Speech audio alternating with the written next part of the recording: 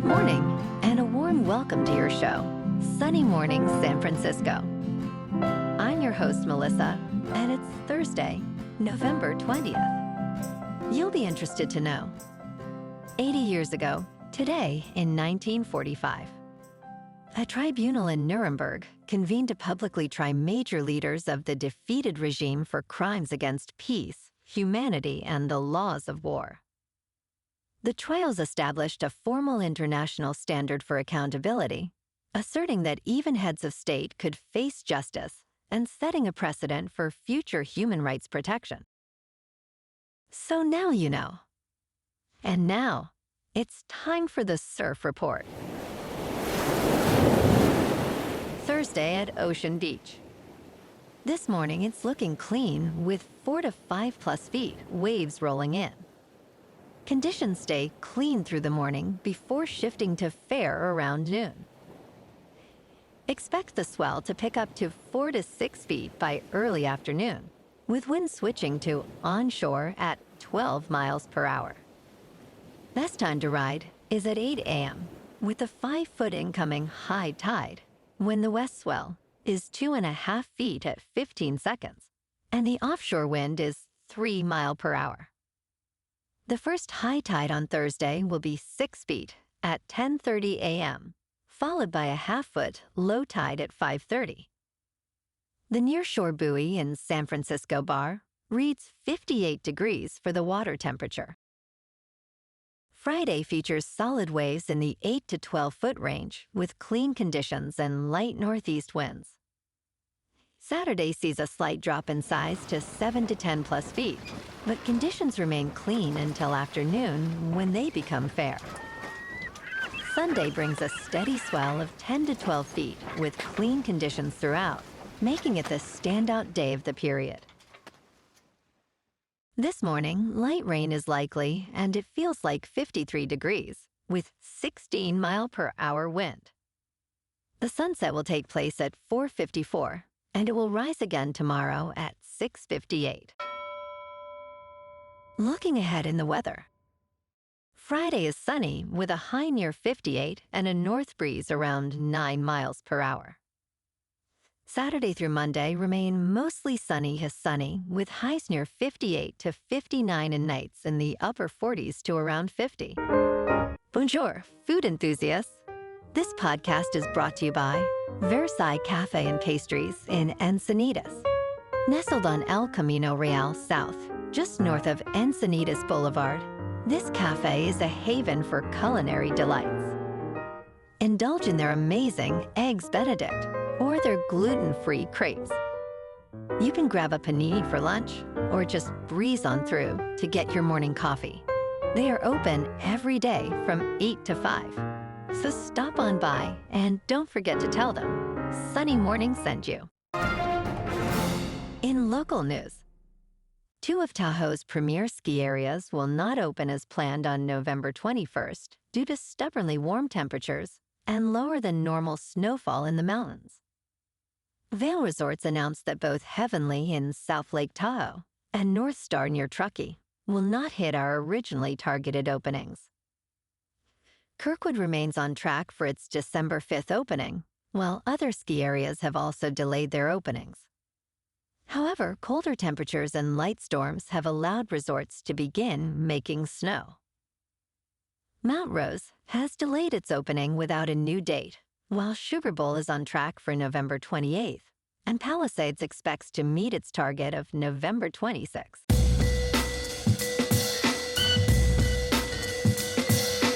Now on to sports. The NBA season is in full swing, and teams are starting to reveal their true potential. In the Western Conference, the defending champion Thunder and the improved Nuggets are clear contenders. In the Eastern Conference, the Cavaliers and Knicks stand out as potential title threats. Teams like the Minnesota Timberwolves, Detroit Pistons, Los Angeles Lakers, and Milwaukee Bucks are one move away from being serious contenders. Each team has specific trade targets to enhance their chances of winning the NBA title. In local sports, The Golden State Warriors faced a significant challenge in their recent game against the Miami Heat, suffering a disappointing 110-96 loss despite leading 74-72 heading into the fourth quarter. The team committed 23 turnovers, allowing 34 points for the Heat, with 9 costly giveaways in the final quarter. Coach Steve Kerr expressed confidence in turning around their fortunes, emphasizing the need for better spacing and decision-making among players. Currently, the Warriors stand at 9 wins and 8 losses, returning home for a 5-game homestand, hoping to improve their turnover issues. In top news, the Social Security Administration has scrapped plans to limit disability benefits after significant backlash from older Americans. This decision followed an article in the Washington Post that reported potential loss of benefits for many. Commissioner Frank Bisignano assured advocates that the controversial proposal would not proceed. Advocates celebrated the decision, emphasizing the importance of Social Security disability insurance for those unable to work. Rebecca Vallis, CEO of the National Academy of Social Insurance, praised the administration's choice to avoid cuts. Concerns remain that changes could still affect eligibility for thousands of older Americans seeking benefits. In business news, Bitcoin has entered a death cross, and Ethereum is not far behind. Crypto traders who bought near recent highs are feeling the pain as the market declines. Bitcoin is now around $88,000, down over 20% in the last month. The overall crypto market has fallen to $3 trillion, with 95% of coins in the red. The Fear and Greed Index has dropped to 16, indicating extreme fear. Meanwhile, traders on Myriad predict Bitcoin may drop to $85,000, while Ethereum could slide to $2,000. Bitcoin is currently down 3% to about $92,000. Ethereum is down 5% to just over $3,000. And XRP is down 5% to $2.13. Moving on to a more local vibe.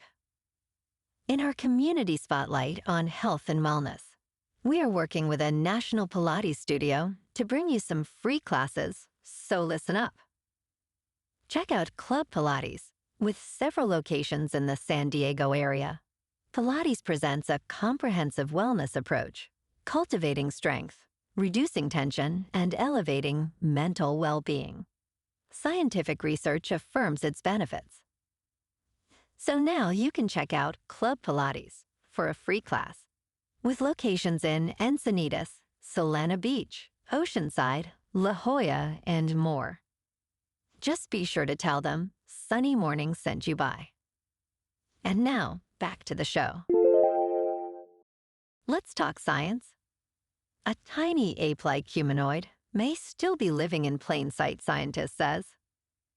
Flores, Indonesia is the home of the scientific study of small humans.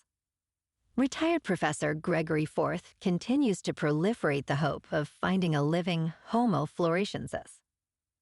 His book spells out his multi-decade search for evidence of a continually living human-like species.